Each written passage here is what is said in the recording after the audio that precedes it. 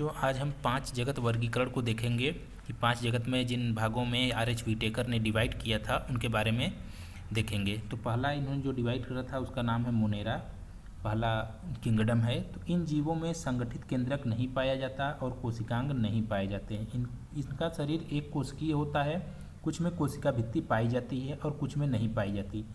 पोषण स्तर पर ये स्वपोषी एवं परपोषी दोनों हो सकते हैं। तो बच्चों यहाँ पर देखिए, स्वपोषी का मतलब क्या होता है कि जो पेड़ पौधे या ऐसे जीव जो स्वयं अपना भोजन बना सकते हैं उनको हम स्वपोषी कहते हैं, और जो भोजन के लिए दूसरों पर निर्भर रहते हैं, दूसरे जीवों पर निर्भर रहते हैं, उनको हम परपोषी कहते हैं।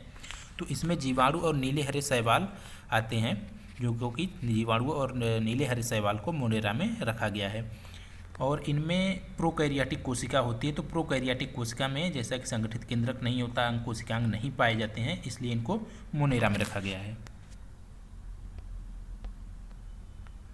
दूसरा है प्रोटिस्टा। दूसरा जगत आपका दूसरा किंगडम है प्रोटिस्टा। प्रोटिस्टा में एक कोश के यूकैरियोटिक जीव रखे गए हैं, जैसे अमीबा, पैरामीशियम, डायटम्स, प्रोटोजोआ, ये सभी प्रोटिस्टा में रखे गए हैं। इनमें यूकैरियोटिक होते हैं, इसका मतलब कि इनमें ट्रू न्यूक्लियस या सत्य केंद्रक पाया जाएगा, बाकी कोशिकांग भी इसमें पाए जाएंगे। इस वर्ग के कुछ जीवों में गमन के लिए सीलिया और फ्लैजेला नामक संरचनाएं पाई जाती हैं। ये स्वपोषी और विषमपोषी दोनों तरह के होते हैं, यानी कि अपना भोजन स्वयं बना सकते हैं, स्वपोषी भी होते हैं, विषमपोषी यानी दूसरों पर भी निर्भर रहते हैं और दूसरे जीवों को भी भोजन के रूप में ग्रहण करते हैं।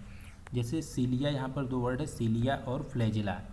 तो सीलिया क्या होता है? सीलिया छोटे छोटे, जैसे अगर पैरामीशियम पे हम देखेंगे तो इस तरह पैरामीशियम होता है, इस पर छोटे छोटे बाल जैसी संरचनाएं पाई जाती हैं पूरे बॉडी पर, तो इसको हम कहते हैं सीलिया। इसको अंग्रेजी CILIA सीलिया बोला जाता है। और यहीं अगर हम फ्लैजेला की बात करें तो फ्लैजेला जैसे कि युगलिना होता है,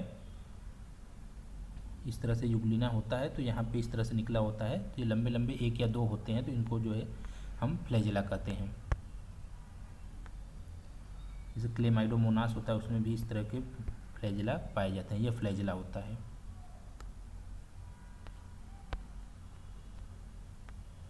अगला जो जगत है वह आपका है फंजाई या कवक। हिंदी में इसको कवक कहते हैं, अंग्रेजी में फंजाई कहते हैं। ये विषमपोषी यूकैरियोटिक जीव हैं। ये विषमपोषी यानी कि ये भोजन के लिए दूसरों पर निर्भर रहते हैं। यूकैरियोटिक, इनकी कोशिकाएं यूकैरियोटिक होती है, सत्य केंद्रक पाया जाता है।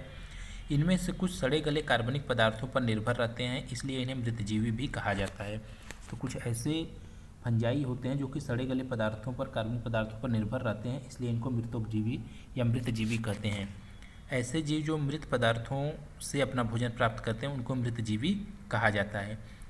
फंजाई कुछ ऐसे भी होते हैं जो कि परजीवी के रूप में जीवित जीवों से भी भोजन प्राप्त करते हैं। ऐसे जीव जो परजीवी होते हैं वो दूसरे जीवों में रोग उत्पन्न करते हैं।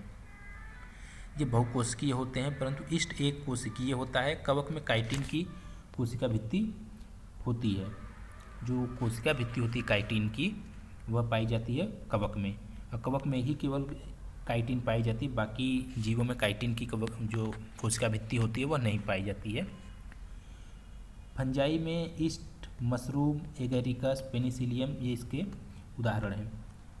यहाँ पर बच्चों हमने बताया कि परजीवी के रूप में होते हैं। तो ऐसे बहुत सारे कवक हैं जो हमारे शरीर पे भी रोग उत्पन्न करते हैं, जैसे अस्थमा का रोग हुआ, दाद हुआ, ये सभी फंजाई द्वारा होते हैं। इसके अलावा पौधों में भी बहुत सारे रोग कवक द्वारा किया जाता है। और कवक जो होते हैं ये वाइट कलर के, कुछ ब्लैक, ब्राउन इस तरह से पाए जाते हैं। मृतजीवी जिनको हम कुकुरमुत्ता भी बोला जाता है, तो कुकुरमुत्ता सड़े गले पदार्थों पर ग्रो करता है, तो वहीं फंजाई कहलाते हैं। अगला आपका है प्लांटी जगत पादप। इस वर्ग में कोशिका भित्ति वाले बहुकोशिकीय जीव पाए जाते हैं।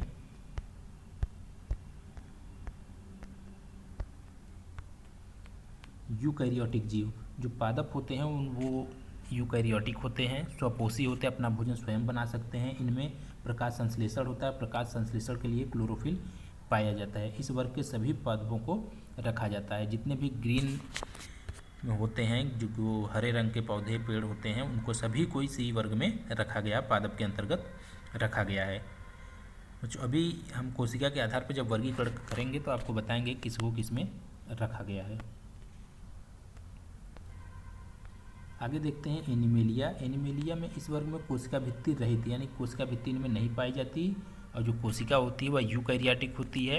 इस वर्ग के जीव विषमपोषी होते हैं यानी भोजन के लिए दूसरों पर निर्भर रहते हैं। ये भोजन के लिए दूसरे जीवों पर निर्भर रहते हैं। वर्गीकरण देखते हैं कोशिका के आधार पर जीवों का वर्गीकरण। तो कोशिका के आधार पर जीवों का वर्गीकरण दो तरह से किया गया है, एक प्रोकैरियोटिक कोशिका है, दूसरा यूकैरियोटिक कोशिका। तो प्रोकैरियोटिक कोशिका में जीवाणु और नीले हरे शैवाल रखे गए।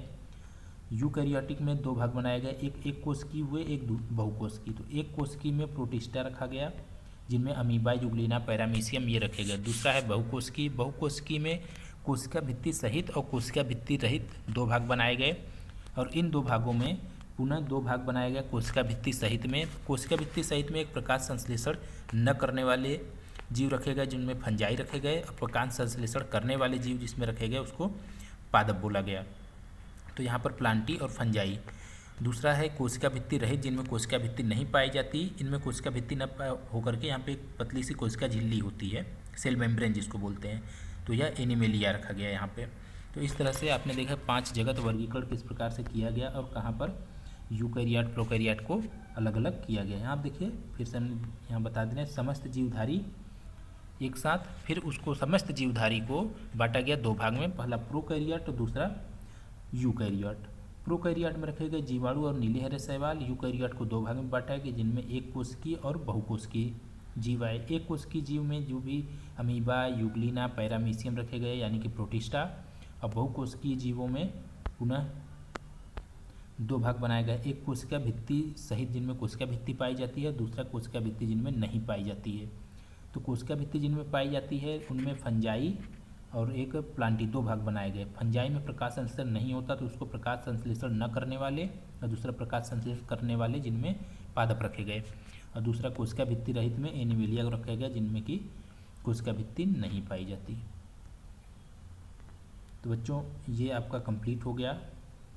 अब इसके आगे इस वर्ग के बारे में जैसे पादप के बारे में और एनिमल के बारे में और भी डिवीज़न किया गया है उसके बारे में नेक्स्ट वीडियो में आपको बताएंगे। धन्यवाद।